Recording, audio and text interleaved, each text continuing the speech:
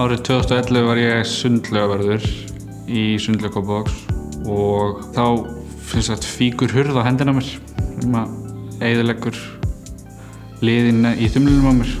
Sem sundlaugarvörður þarf náttúrulega að geta sinnt og haldið á fólki og hjartanóð og svona eitthvað. Það er kannski ekki eitthvað sem þú ert að fara að hætta á að hendin bregðist þér í miðju hjartanóði, sko.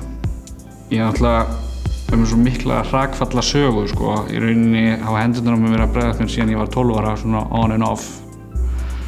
Mér hafði alltaf dreymt að vera ljósmyndari frá því ég var svona 10 ára.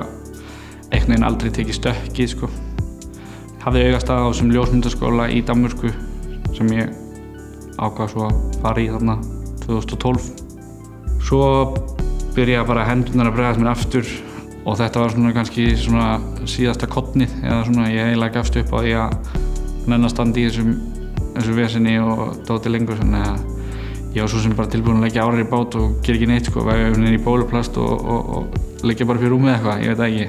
Á ákveðnum tímapunkti þegar þú ert kominn þetta djúpt þá kannski finnur þú fyrir botninum og getur spyrnt þér á stað og þar fannst mér vera tími til komin til að hafa samband við Virk.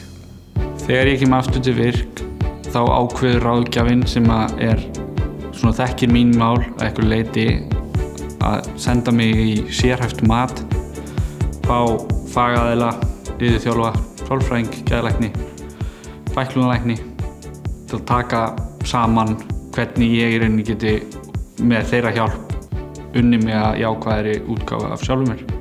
Best við Virk var að finna ráðgjafa og eftir klukktíma viðtal hafði hann sennilega töluvert meiri trú á mér sem einstaklingi heldur en ég hafði sjálfum mér og var algjörlega tilbúinn að gera allt sem í hans valdi stæði til þess að hjálpa mér að hafa jafn mikla trú á sjálfum mér og hann gerði.